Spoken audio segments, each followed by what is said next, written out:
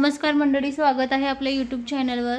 लग्नानंतर होईलच प्रेम या मालिकेच्या आजच्या भागात आपल्याला असं पाहायला मिळतं की आता काव्य आणि पार्थ दोघं सोबत बसलेले असताना ते व्हिडिओ बघत असतात। तर व्हिडिओ बघून झाल्यावर काव्य म्हणते, मी याला कसं ओळखत तर नाहीये, पाहिल्यासारखंही वाटत नाही, पण तो हा तोच आहे ज्या दिवशी त्याने मला माझ्यावर अटॅक केला होता। तेव्हा आता पार्थ सुद्धा म्हणतो की हो तोच आहे तो, पण कोण आहे हा, कशासाठी, पुन्हा जर कधी याने आपल्या जीवावर हल्ला केला तर आपल्या जीवाला अजून धोका आहे, पण का करत असेल तो, त्याने आधी आपल्याला पाहिलेलं असेल म्हणूनच तो डायरेक्ट आपल्या रूममध्ये आला। तर पार्थ म्हणतो तो परत हल्ला करू शकतो, जसं की माझ्यावर, जीवावर। तेव्हा त्या काव्या म्हणते नंदिनी ताईवर सुद्धा।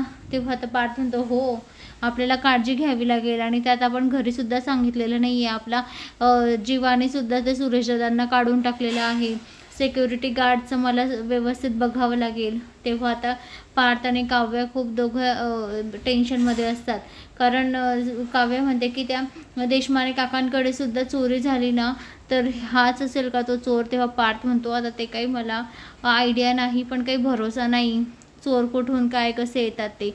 तर आता इकडे मिथुन दादा भाज्या घेऊन आलेले असतात। तर मानिनी म्हणते की दादा एवढ्या भाज्या, एवढ्या बॅग भरून आणल्या। तेव्हा आता मिथुन म्हणतो की हो खूप उकडतंय बाहेर, खूप गरमी आहे, तुम्हाला सांगू का, इतकी गरमी आहे की जीव नकोसा झाला आहे। तेव्हा आता मानिनी म्हणते अहो मग तुम्ही गाडी घेऊन जायची होती ना, पायी कशाला गेले। तेव्हा मिथुन म्हणतो हो ना, मी 2.5 किलोमीटर पायी चालत आलो, पण कसं आहे ना, भाज्या इतक्या महाग देतात, गाडी पाहिली की ते खूप भाज्या महाग देतात, म्हणून मग मी आपलं म्हटलं जाऊ द्या, पायी जायचं, छान पिशव्या भरायच्या, आणि आपल्याला स्वस्त दरात सुद्धा मिळतात। गाडी पाहिली की त्यांचे भाव वाढून जातात, तुम्हाला तर माहिती आहे मार्केटमध्ये कसं चालतं। तर तेव्हा आता मानिनी म्हणते हो। तेव्हा आता ती म्हणते शांत व्हा आधी, हे पाणी घ्या बरं, काय काय आणलं। तेव्हा तो म्हणतो की मी हे बघा खवा आणलेला आहे, ती 2 किलो। तेव्हा आता मानिनी म्हणते एवढा 2 किलो खवा आणि तुम्हाला कोणी सांगितलं। तेव्हा तो म्हणतो की मला तुमच्या धाकट्या सुनेने सांगितलं, नंदिनीने। तर आता इकडे दुसरीकडे नंदिनी रिक्षाची वाट बघत असते, तिला आनंद निवासला जायचं असतं। तर तेवढ्यात ती आता रिक्षा ऑटो शोधत असते, पण तिला ऑटो काही मिळत नसते। तर आता मानिनी म्हणते अहो एवढा खवा नसेल तिने सांगितला। तेव्हा आता मिथुन दादा म्हणतो हो खरंच मला तिने खवाच सांगितला। तर तो म्हणतो एक नाही 3 पॅकेट आणले आहे मी, अजून 3 पॅकेट आहे, म्हणजे 2 किलो खवा आणलेला असतो। तर आता त्या ठिकाणी मानिनी म्हणते फोन लाव बरं, नाही एवढा नसेल मागवलेला तिने।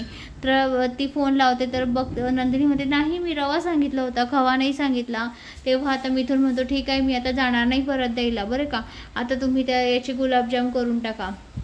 तेव्हा आता नंदिनी म्हणते बरं ठीक आहे, मी त्यांना रवा घेऊन येईल। तर त्या ठिकाणी मानिनी म्हणते तू कुठे आहे नंदिनी। तर नंदिनी म्हणते मी अजून पुढच्या म्हणजे मी स्टॉपवरच उभी आहे, मला अजून रिक्षाच भेटत नाही आनंद निवासला जायला।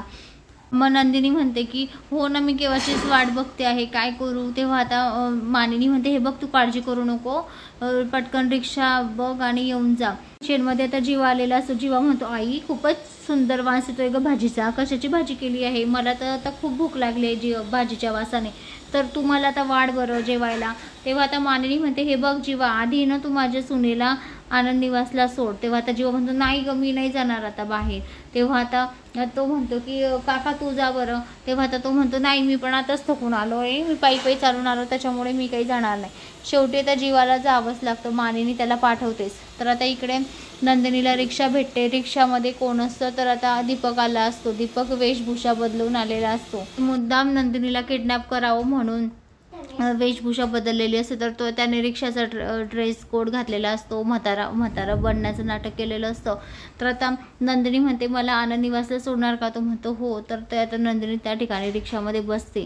तर आता दीपक तिच्याकडे रागातच बघतो, अच्छा लग्न झाल्यावर तुझी मज्जा चालू आहे, तुझी मज्जावर सगळं पाणीच फिरवतो की नाही, बघ कशी हसते गालातल्या गालात, असं तो रागाने तिच्याकडे बघून म्हणत असतो, बघ आता तुझे कसे हाल करतो मी।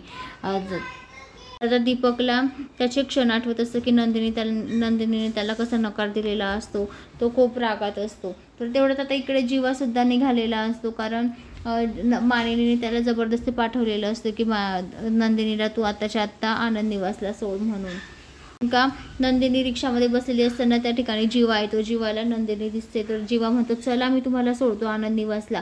तर आता नंदिनी म्हणते नाही नको मी जाते रिक्षाने, आता ऑटो भेटली मला, केव्हाची वाट बघते, कारण नंदिनी त्याची केव्हाचीच वाट बघत असते.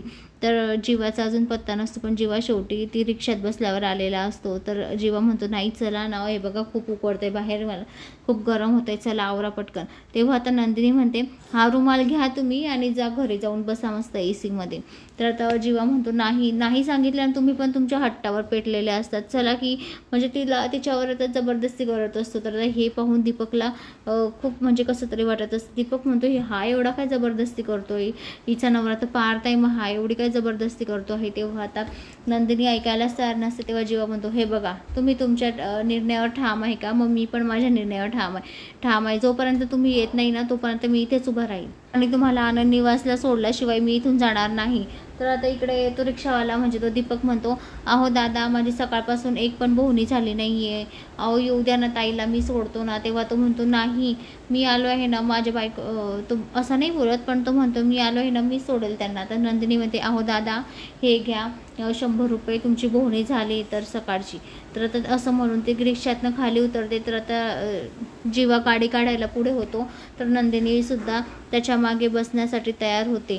तर नंदिनी सुद्धा हेल्मेट घालते आणि त्याच्या खांद्यावर हात ठेवून दोघं जण आता गाडीवर बसतात आणि जायला निघतात.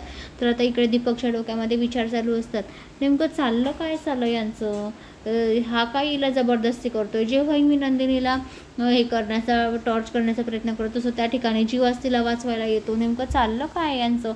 तर खूप राग आलेला असतो दीपकला. दीपक त्याची नकली दाढी काढतो आणि खाली फेकतो आणि म्हणतो काहीतरी बघावंच लागेल नेमकं. आणि त्या दिवशी पारच्या रूममध्ये ही होती, काव्य होती, मग काय चाललं काय, हा खेळ चालला कशाचा आहे. तर हे असे प्रश्न आता दीपकला पडत असतात. तर मंडळी आता दीपकला कळेल का की काव्य ही जीवाची नसून पार्थची बायको आहे आणि नंदिनी ही पार्थची बायको नसून जीवाची बायको आहे, हे पुढील भागात आपल्याला पाहायला मिळेल. तर आता संध्याकाळी छान मस्त त्यांचं 1 मंथचं सेलिब्रेशन ठरलेलं आहे. तर ते 1 मंथचं छान सेलिब्रेशन करणार आहे, कारण नंदिनीने आणि पार्थने असा प्लॅन केलेला असतो. तर मंडळी संध्याकाळची छान मस्त रंगत होणार आहे, ते आपल्याला पुढील भागात पाहायला मिळेल. तर मंडळी अशाच मालिकेच्या नवनवीन अपडेटसाठी चॅनलला लाईक आणि सबस्क्राईब करा, शेअर करायला विसरू नका. धन्यवाद.